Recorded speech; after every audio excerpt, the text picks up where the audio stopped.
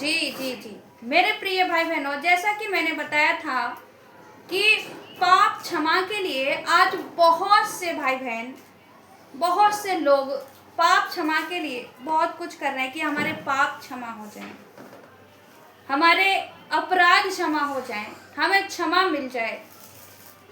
लिखा है कि जब तुम प्रार्थना करो तो क्या करो, एक दूसरे को क्षमा करो।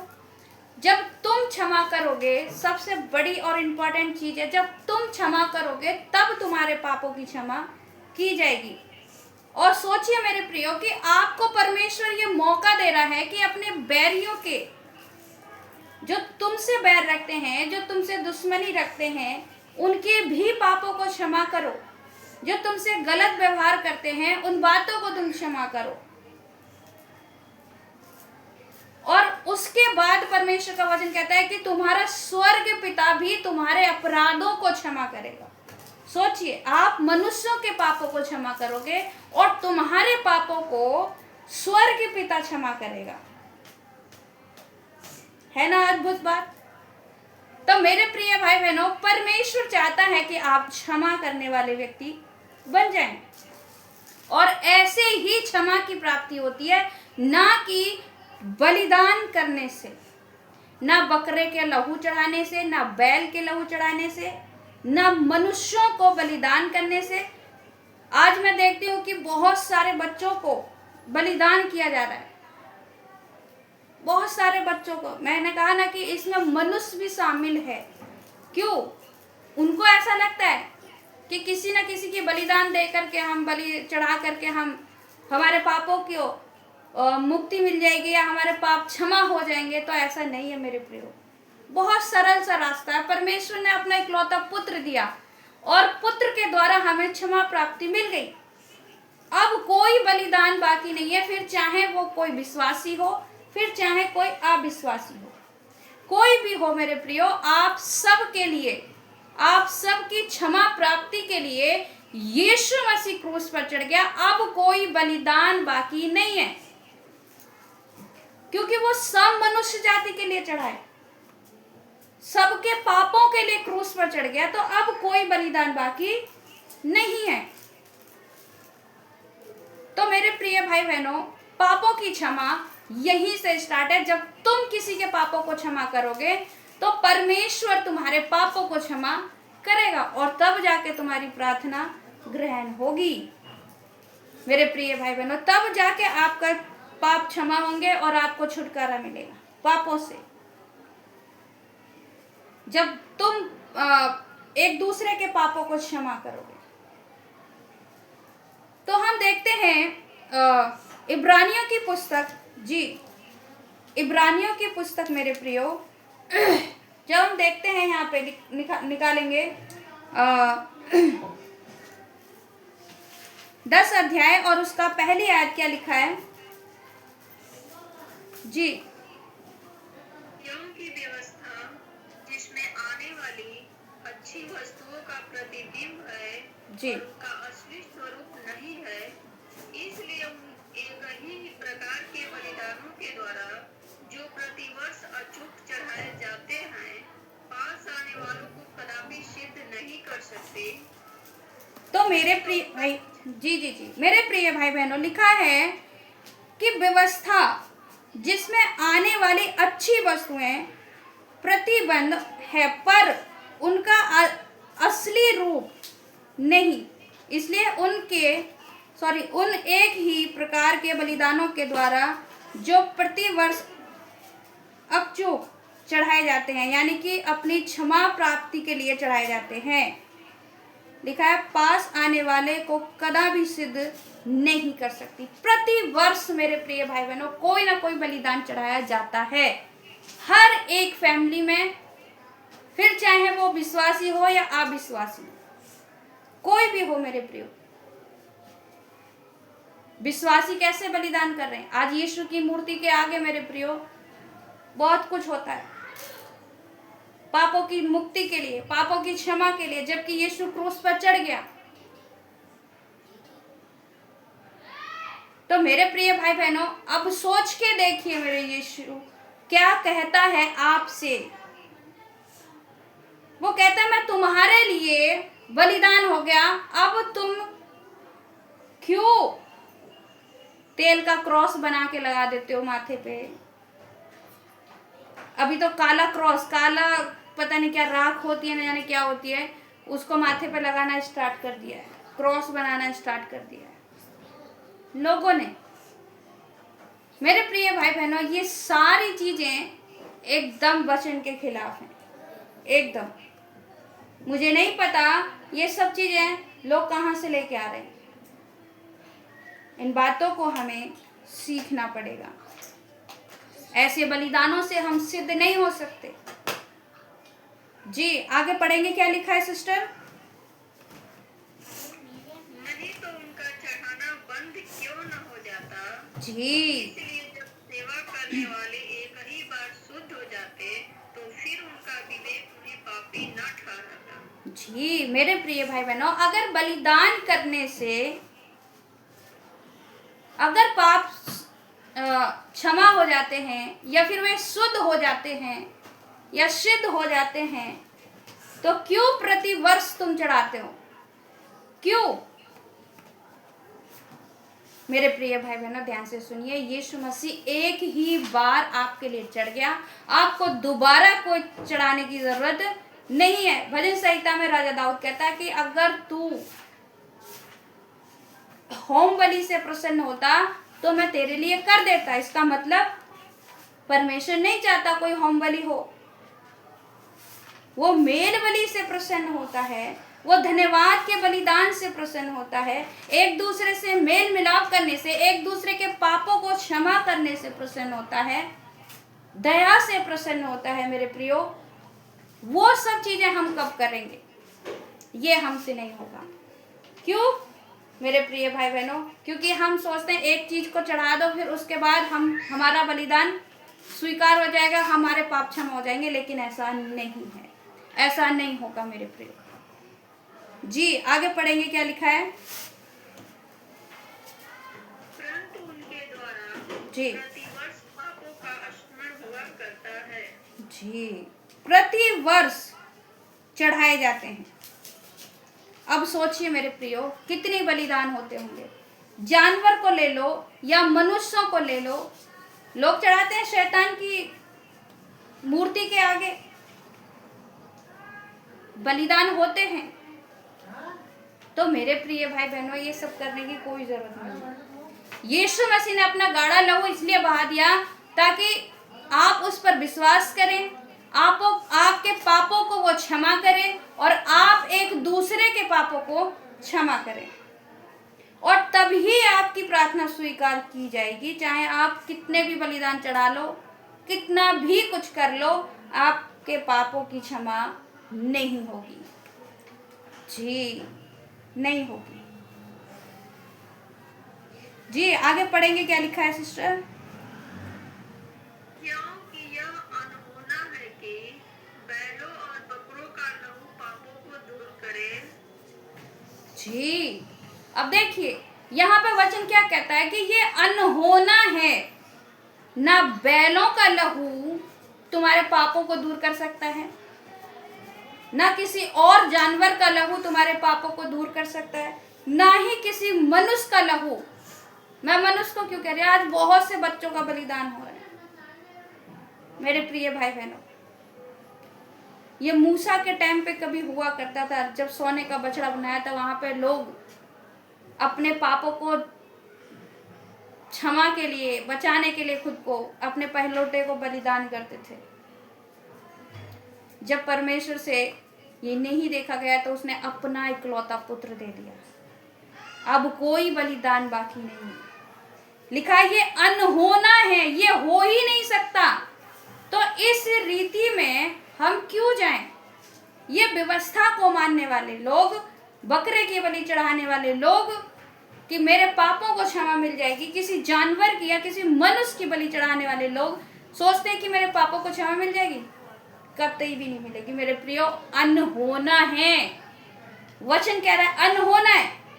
यह हो ही नहीं सकता कि वो तुम्हें शुद्ध कर दे या तुम्हारे पापों को तुमसे दूर कर दे, क्योंकि इसके लिए मेरे प्रिय भाई बहनों गाढ़ा लहू बहेगा, पवित्र लहू बहाया जाएगा, निर्दोष लहू बहाया जाएगा, और वो है सिर्फ और सिर्फ प्रभु यीशु मसीह, जो मेरे और आपके लिए, इस मनुष्य जाति के लिए बलिदान हो चुका है। तो ये सब चीजें बंद की जाए मेरे प्रियो, ये सब चीजें बंद की जाए। जी आगे पढ़ेंगे सिस्टर, क्या लिखा है? इसी कारण वह जगत में आते समय कहता है, जी बलिदान और भेंट तूने न चाहिए, पर मेरे लिए एक देश तैयार की। मेरे प्रिय भाई बहनों, यही तो परमेश्वर कह रहा है ना वचन में। परमेश्वर क्या कहता है कि तूने बलिदान और भेंट ना चाही, पर मेरे लिए एक देह तैयार की। मेरे प्रिय भाई बहनों, एक देह कौन? यीशु मसीह तैयार किया कि इसके द्वारा पापों की क्षमा की जाएगी। और जब लोग इस पे विश्वास करेंगे और लोग जब एक दूसरे के पापों को क्षमा करेंगे, तो लिखा है स्वर्गीय पिता तुम्हारे पापों को क्षमा करेगा और तुम्हारी प्रार्थना को ग्रहण करेगा। और फिर वचन कहता है कि जो कुछ तुम मेरे नाम से मांगोगे वह तुम्हारे लिए किया जाएगा, वह तुम्हें मिल जाएगा। इस रीति से तो पापों की क्षमा हो सकती है मेरे प्रियो। बलिदान या किसी बकरे का लहू, किसी बैल का लहू आपके पापों को दूर नहीं कर सकता। जी आगे पढ़ेंगे, क्या लिखा है? होम बलियों और पाप बलियों से तू प्रसन्न नहीं हुआ। जी लिखा है ना, होम बलियों पाप बलियों से तू प्रसन्न नहीं हुआ। लिखा है, तब मैंने कहा देख मैं आ गया हूँ, पवित्र शास्त्र में मेरे विषय में लिखा हुआ है, ताकि हे परमेश्वर तेरी इच्छा पूरी करूं। लिखा है मैं आ गया हूँ। यीशु मसीह आ चुका है मेरे प्रियो, उस पर विश्वास कीजिए, अपने पापों को क्षमा जी अपने पापों की क्षमा स्वीकार करें कि परमेश्वर ने मेरे पापों को क्षमा कर दिया, और एक दूसरे के पापों को क्षमा करें। यही तो है। आज बहुत से लोग मेरे प्रिय भाई बहनों जहां तहां बलिदान कर रहे हैं, जानवर से लेके मनुष्य तक को नहीं छोड़ रहे। उनको लगता है ऐसा करने से शैतान खुश होगा। शैतान खुश तो हो जाएगा मेरे प्रिय भाई बहनों, लेकिन तुम्हें कहीं का नहीं छोड़ेगा, क्योंकि वो शैतान है। वो उस परमेश्वर का नहीं हुआ जिसने उसको बनाया, उस परमेश्वर का नहीं हुआ, उससे ज्यादा वो ऊंचा सिंहासन बनाना चाहा। और ध्यान से सुनिए, और परमेश्वर ने, सिर्फ शैतान ने सोचा था कि मैं इससे ऊंचा स्थान बनाऊंगा, सिर्फ सोचा था, कर नहीं पाया था। सोचिए, परमेश्वर ने उसको स्वर्ग से नीचे फेंक दिया, उसको और उसकी सेना को। अब सोच के देखिए मेरे प्रियो कि परमेश्वर का क्रोध कैसा है। तभी तो आज शैतान को जरूरत पड़ती है बलिदानों की, और लोगों को भरमाता है और चढ़ाते हैं। नन्हे नन्हे बच्चों को मेरे प्रिय भाई बहनों शर्म आनी चाहिए। इतनी बुद्धि, इतनी मानसिकता हमारी बिगड़ती जा रही है। सोचिए, जिस परमेश्वर ने अपना इकलौता पुत्र दे दिया हो। जी अब हम, परमेश्वर क्या कहता है जी, जब पढ़ते हैं हम 10 का 26, क्या लिखा है मेरे प्रियो? जी इब्रानियों 10 का 26। क्योंकि सच्चाई की पहचान प्राप्त करने के बाद यदि हम जानबूझकर पाप करते रहे, तो पापों के लिए फिर कोई बलिदान बाकी नहीं। जी मेरे प्रिय भाई बहनों, कहता है यदि सच्चाई को जानने के बाद जानबूझ करके पाप करना, तो लिखा है फिर कोई बलिदान बाकी नहीं है। फिर कोई बलिदान आपको आपके पापों से आजाद नहीं कर सकता। ये लिख के ले लो, फिर पता क्या हो रहा है आपके लिए। जी आगे पढ़ेंगे, क्या लिखा है? हाँ, दंड का एक भयानक बाट जोहना और आग का ज्वलन बाकी है, जो विरोधियों को भस्म कर देगा। जी जी जी जी लिखा है ना। हाँ, दंड का एक भयानक बाट जोना और आग का ज्वलन बाकी है जो विरोधियों को भस्म कर देगा। सोचिए मेरे प्रिय, परमेश्वर ने आपके लिए बहुत बड़ा एक हंडा तैयार कर रखा है। मेरे प्रिय भाई बहनों, ध्यान से सुनिए, लिखा है जो विरोधियों को भस्म कर देगा। कौन से विरोधियों को? जो सच्चाई को जानने के बावजूद भी फिर भी बलिदान कर रहे हैं। जी मेरे प्रिय भाई बहनों, यही है यहूदियों, व्यवस्था को फॉलो करने वाले, जो खतना वाले क्या करते हैं। मेरे प्रिय भाई बहनों, ध्यान से सुनिए, इसलिए परमेश्वर कहता है कि अब तुम भी क्या करो, परमेश्वर के सन्मुख आओ, समीप आओ और उस यीशु पर विश्वास करो जिससे तुम्हारे पापों की क्षमा हो सके। और लिखा है जानबूझ करके पाप करोगे तो ध्यान से सुनिएगा, वो आग, वो नरक की आग, वो झील की आग तैयार है। जी आगे पढ़ेंगे, क्या लिखा है? जब मूसा की व्यवस्था का न मानने वाला 2 या 3 जनों की गवाही पर बिना दया के मार डाला जाता है, जी आगे। तो सोच लो कि वह कितने और भी भारी दंड के योग्य ठहरेगा, जिसने परमेश्वर के पुत्र को पाँव से रौंदा और वाचा के लहू को, जिसके द्वारा वह पवित्र ठहराया गया था, अपवित्र जाना है और अनुग्रह की आत्मा का अपमान किया। जी अब सोच के देखिए, व्यवस्था में लिखा है 2 या 3 जन की गवाही अगर ना मिले तो उसको क्या करा, भारी दंड के लिए रख दिया। तो अब सोचो कि जो परमेश्वर के पुत्र के उस लहू को तुच्छ जानेगा, जी तुच्छ जानेगा और खुद को अपवित्र करेगा और उस पवित्र आत्मा को लिखा है अपमान करेगा, तो सोचिए मेरे प्रिय, लिखा है कि ये पाप तो ना इस लोक में, ना फिर कोई दूसरे लोक में, ना इस समय, ना फिर किसी समय इस पाप की क्षमा नहीं है। ध्यान से सुनिए, ये पाप परमेश्वर कभी भी क्षमा नहीं करेगा जो पवित्र आत्मा का अपमान करेगा, जो जानबूझ करके पाप करेगा। लिखा है ना, फिर कोई बलिदान बाकी नहीं है। लिखा है क्योंकि हम उसे जानते हैं जिसने कहा पलटा लेना मेरा काम है, मैं ही बदला दूंगा। जी लिखा है पलटा लेना मेरा काम है। और आगे बहुत बड़ी बात लिखा है, और फिर यह कि प्रभु अपने लोगों का न्याय करेगा। जीवते परमेश्वर के हाथों में पड़ना भयानक बात है मेरे प्रियो।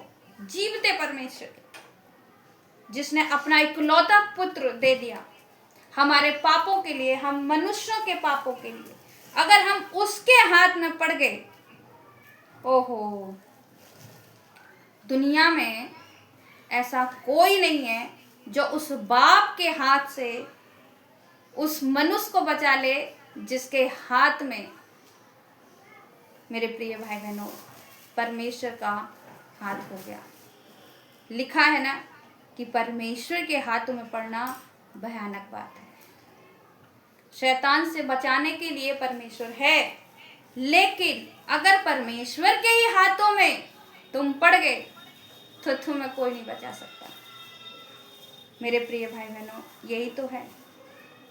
तो लिखा है फिर वह यह कहता है, मैं उनके पापों को और उनके अधर्म के कामों को फिर कभी स्मरण ना करूंगा, और जब इनकी क्षमा हो गई है तो फिर पाप का बलिदान नहीं रहा। लिखा है अगर वो विश्वास करते हैं मसीह पर और अपने पापों की क्षमा मांगते हैं और एक दूसरे की पापों को क्षमा करते हैं, तो लिखा है मैं उनको स्मरण नहीं करूंगा, मैं उनसे फिर कोई बलिदान नहीं लूंगा, क्योंकि जो परमेश्वर ने बलिदान किया हुआ है अपना पुत्र, उस पर उन्होंने विश्वास किया, उसका अपमान नहीं किया, उसकी वाचा पर विश्वास किया, तो लिखा है कि फिर मैं उससे कोई बलिदान नहीं लूंगा, मैं उसको क्षमा कर दूंगा। मेरे प्रिय भाई बहनों, यही परमेश्वर मुझसे और आपसे बात करता है, उन मनुष्यों से बात करता है जो बलिदान चढ़ाने पर विश्वास रखते हैं कि बलिदान चढ़ाएंगे तो ही हमारे पापों की क्षमा मिलेगी। लिखा है कि जहां तुम रह रहे हो वहां जादू टोना करने वाले, दुनिया भर के बलिदान करने वाले ना होने चाहिए। क्यों? क्योंकि जब परमेश्वर ने ही अपना इकलौता पुत्र दे दिया तो कोई और चीज आपको ना तो डराएगी ना तो रोकेगी, क्योंकि सारी बीमारियां, सारी हुकूमत जी, सब कुछ यीशु के अधीन है। वचन कहता है स्वर्ग और पृथ्वी का सारा अधिकार यीशु को दिया गया है। तो सब कुछ तो यीशु के हाथ में। ध्यान से सुनिए। इसीलिए मेरे प्रियो, हमें इन चीजों को समझना होगा। इसीलिए हम देखते हैं इब्रानियों 6 अध्याय क्या कहता है जी।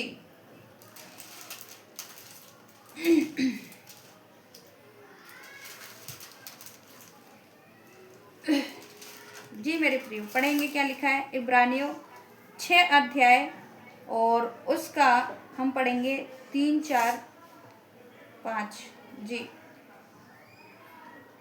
यदि परमेश्वर चाहे तो हम यही करेंगे, क्योंकि जिन्होंने एक बार ज्योति पाई है और जो स्वर्गीय वरदान का स्वाद चख चुके हैं और पवित्र आत्मा के भागी हो गए हैं और परमेश्वर के उत्तम वचन का और आने वाले युग की सामर्थ का स्वाद चख चुके हैं जी। और आगे,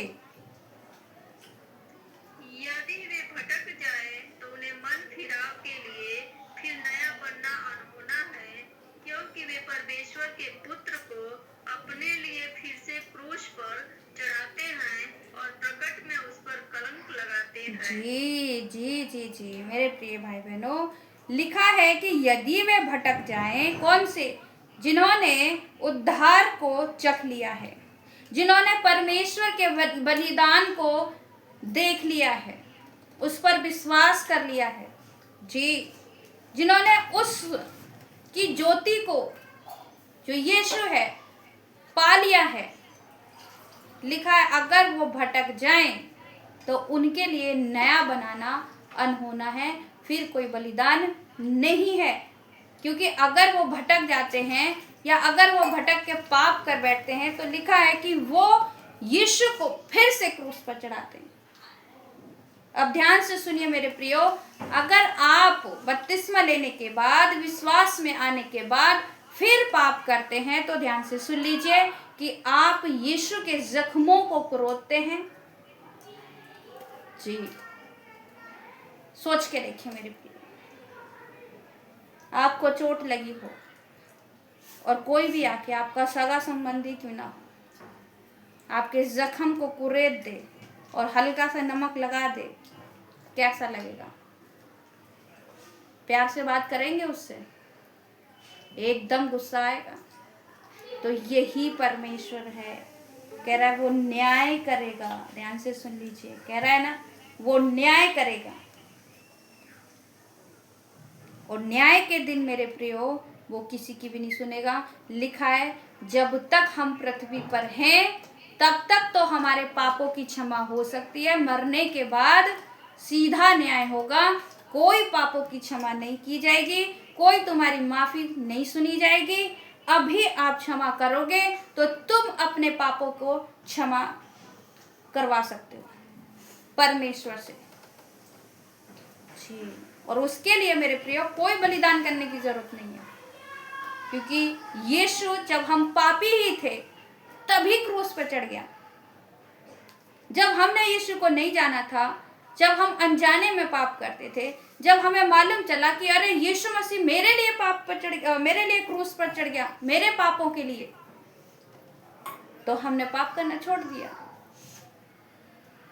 तो मेरे प्रिय भाई बहनों, हमने ये जान लिया कि अब पाप नहीं करना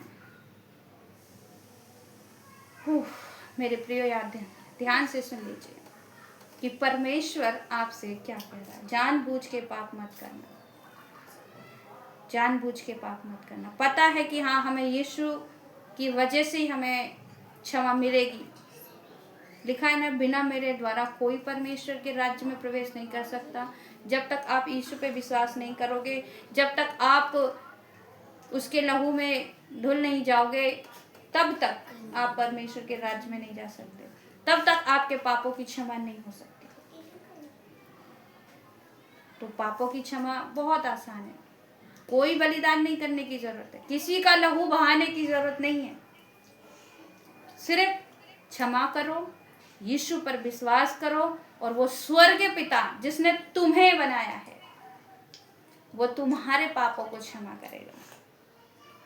तो प्रभु इस पढ़े वचन पे आप सभी को बहुत बहुत आशीष दे। सबको जय मसीह की। जी।